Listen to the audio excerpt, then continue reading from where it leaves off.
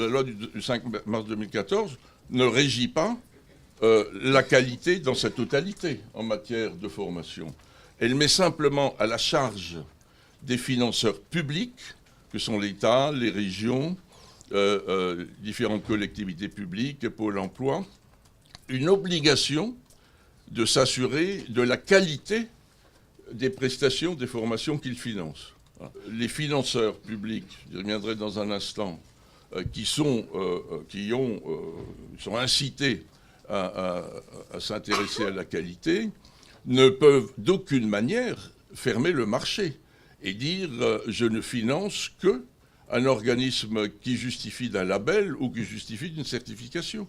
Les entreprises privées qui, sur leurs fonds propres, financent de la formation ne sont pas, au plan juridique, concernés par ce texte. De même, les acheteurs, les ménages, les personnes privées qui achètent de la formation sur leurs fonds propres ne sont pas juridiquement concernés par ce texte. Autre point, les certificateurs ou labellisateurs, ils ne sont pas tenus par une obligation juridique d'accréditation dans le domaine de la formation. Alors que dans un certain nombre de secteurs, les certificateurs doivent être obligatoirement accrédités. Donc il y a également là une problématique, c'est-à-dire c'est quoi les certificateurs?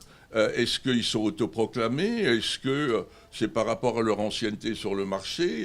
Quelles sont les conditions qui font que leur qualité est reconnue? Il est absolument indispensable que l'usager lui-même, l'apprenant, soit partie prenante dans les relations contractuelles dans lesquelles les obligations de moyens de qualité sont prises par le prestataire envers le bénéficiaire. La question qui se pose ici, s'agissant de la formation, qui est le client? Est-ce que c'est le financeur? Est-ce que c'est l'apprenant en tant que tel? Et le financeur peut être un intermédiaire, pouvoir public ou OPCA, mais ce n'est pas, de mon point de vue, par rapport à la logique de qualité, le client final. Donc il y a en tous les cas une interrogation à avoir sur la question de savoir qui est le client.